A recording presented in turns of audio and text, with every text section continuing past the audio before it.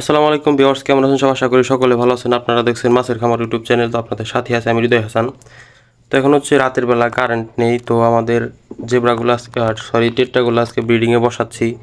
তো আজকে বসাচ্ছি বড় একটি জায়গায়। এখানে একটি নেটটা বিছিয়ে সুন্দর করে অক্সিজেন পাম্প দিতে হবে। তারপর এখন আমরা মাছ ধরছি, দেখে নেই মেল ফিমেল ধরে একসাথে রাখা হয়েছে। এখানে টেম্পারেচার অ্যাডজাস্ট করার জন্য দিয়েছি। এটা টেম্পারেচার অ্যাডজাস্ট হয়ে গেলে তারপর আমরা নেটের উপরে মাছগুলো ছাড়ার চেষ্টা করব। তো দেখেন আমাদের মাছগুলার কোয়ালিটি, মাশাল্লাহ, সবাই একটু মাশাল্লাহ বলবেন। দেখেন মাছগুলার কোয়ালিটি দেখেন, কোনো ইয়ের মানে রাতের বেলায় তাই কত সুন্দর দেখা যাচ্ছে মাছগুলার। আর হচ্ছে এটা আমাদের টেটটা লং ফিন টেটটা, এটা দেখেন সবগুলা বেল্টের মতো হয়ে গেছে, লম্বা লম্বা। এটা হচ্ছে লং ফিন। তো যেটা বলছিলাম, তো আমাদের বড় একটি হাউজের ভিতরে বিট করাচ্ছি। তো এখানে পানি দিচ্ছি একটু করে, কম করে, কারণ বাচ্চা যদি হয় তারপর জায়গা একটু আস্তে আস্তে পানি বাড়াই দেওয়া যাবে। তো এখনই যদি এত বেশি পানি দিই তাহলে আবার ব্রাঞ্চিং খাইতে মাছের সমস্যা হবে।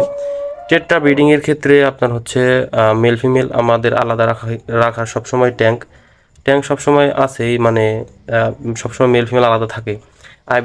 আইবিসির মধ্যে দুজনে আলাদা রাখি, মেল ফিমেল।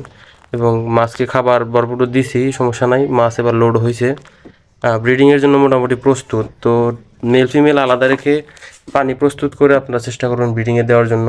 আর হচ্ছে টেট্রা ডিম দিয়ে এরা নিজের ডিম নিজেরাই খেয়ে ফেলে, তার জন্য চেষ্টা করবেন যে একটা নেট ব্যবহার করার জন্য, জানি ব্রিডিং বক্স অথবা জাল, যে কোনো জিনিস মাছ যেন ডিম খাইতে না পারে, তার জন্য একটা এক্সট্রা নেট এবং যে কোনো কিছুর মাধ্যমে মাছটা উপরে থাকবে, বা ছোটো ছোটো যে ঝুড়ি পাওয়া যায়, ঝুড়িগুলো ব্যবহার করতে পারেন।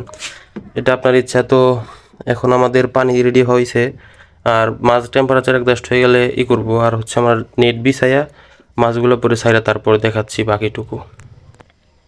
তো আমাদের টেম্পারেচার অ্যাডজাস্ট মোটামুটি হয়ে গেছে। তো আমাদের এখানে দেখেন এই যে জাল একটা দেওয়া হয়ে গেছে, সুন্দর একটা জাল দিছি। আর হচ্ছে নিচে একটা স্টোন, এই যে এখানে নিচে আর একটা স্টোন, দুইটা স্টোন, আর হলো তিনটা স্টোন এক্সট্রা দেওয়া হয়েছে, জানি জালটা নিচে থাকে।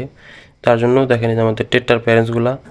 আমাদের মাছগুলো এখন ছেড়ে দেবো। তো মোটামুটি টেম্পারেচার অ্যাডজাস্ট হয়ে গেছে। তো আমাদের লাইটটা সুন্দর করে রাখা, তারপর আমরা টেম্পারেচার অ্যাডজাস্ট হয়ে গেছে মোটামুটি। এখন আমরা মাছগুলোকে ছেড়ে দেই। এই দেখেন রাত্রেবেলা তো বেশি দেখা যাবে না, লাইটের মধ্যে যতটুকু দেখা যায়।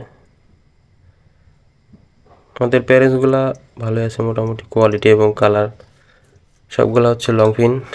এই হচ্ছে আমাদের টেট্রাগুলাই, দেখেন এখন দেখেন। এই হচ্ছে মোটামুটি পরিস্থিতি টেট্রা ব্রিডিংয়ের। আমাদের স্টোনগুলো দেওয়া হয়েছে, এগুলো জানি ভাইসা না উঠে, তার জন্য এই ব্যাপারে এইরকমভাবে দিতে হবে।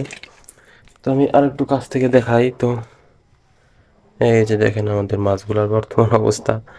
এখানে ফিমেল আছে মাত্র 7টা, আর মেল আছে প্রায় কয়টা হবে, 14, 18, 17, 18টার মতো, কত ধরেন 17-18টার মতো মেল আছে।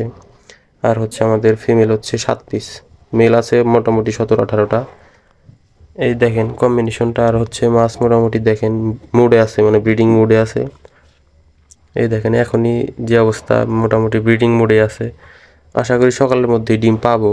তো সবাই দোয়া করবেন, আর মাশাল্লাহ সবাই একটু লিখবেন কাঙ্ক্ষিত। আমি সকালে যদি চেষ্টা করে দেখি, সকালে যদি শটটা নিতে পারি, যে ব্রিডিংয়ের যে শট, ওটা যদি নিতে পারি তাহলে তো হলো, আর না হলে এই পর্যন্তই।